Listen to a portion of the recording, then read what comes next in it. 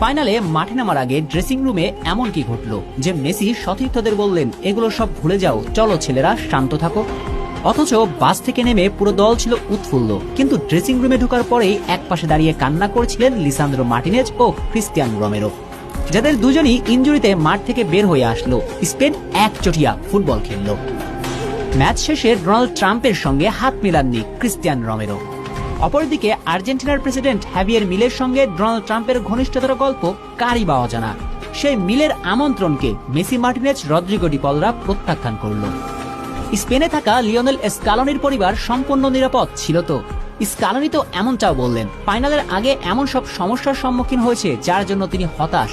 কি ঘটেছিল ফাইনালের আগে? এত প্রশ্ন উঠছে। 2026 বিশ্বকাপের ফাইনাল তো অনেক প্রশ্নই রেখে গেল।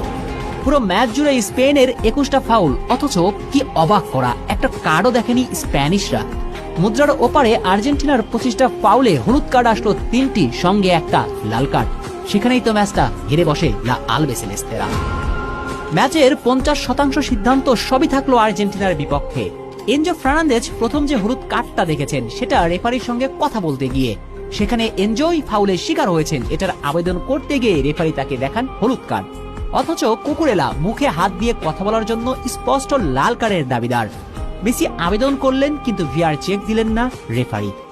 সব মিলিয়ে অনেক প্রশ্নের উত্তর মিলে না। যদিও আর্জেন্টিনা দলের কোনো ফুটবলার বা কেউ এগুলো নিয়ে মুখ খুলেনি, তাই যতক্ষণ পর্যন্ত কেউ সরাসরি না বলছে রোমেরো কেন ডোনাল্ড ট্রাম্পের সঙ্গে হাত মেলাননি, তার ব্যাখ্যা রোমেরো যতক্ষণ না দিচ্ছেন ততক্ষণ পর্যন্ত সবটাই গুঞ্জন। এবং স্পেনকে যোগ্য দল হিসেবে বিশ্বকাপ জয়ের অভিনন্দন না জানানোর কোনো সুযোগ নেই। তবুও কিছু প্রশ্নের উত্তর আর্জেন্টিনা ভক্তরা খুঁজে বেরিয়ে চলবে অনেকদিন।